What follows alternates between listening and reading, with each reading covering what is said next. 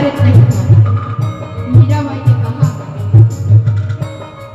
मनुष्य को रिझाने के लिए राग में गाया जाता है, मनुष्य को रिझाने के लिए राग में गाया जाता है,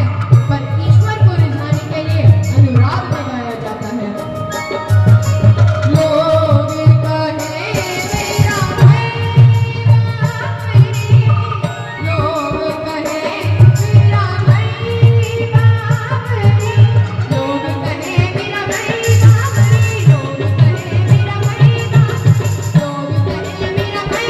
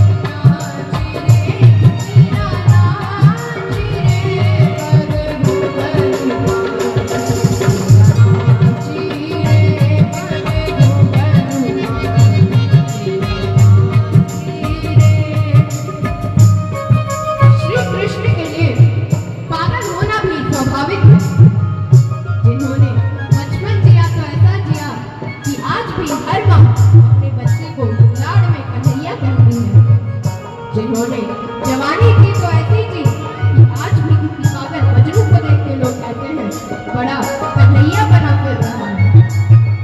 जिन्होंने 5 निर्वासित पांडवों को नारायणी सेना के सामने जीत दिला दी, जिन्होंने गीता का उपदेश दिया तो ऐसा दिया जिस पर हजारों नौबत पुरस्कार कुर्बान किए जा सकते हैं। क्लासिकल संगीत में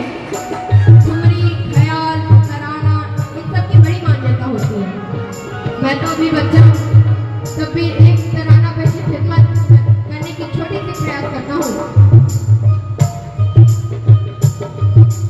ना दे दे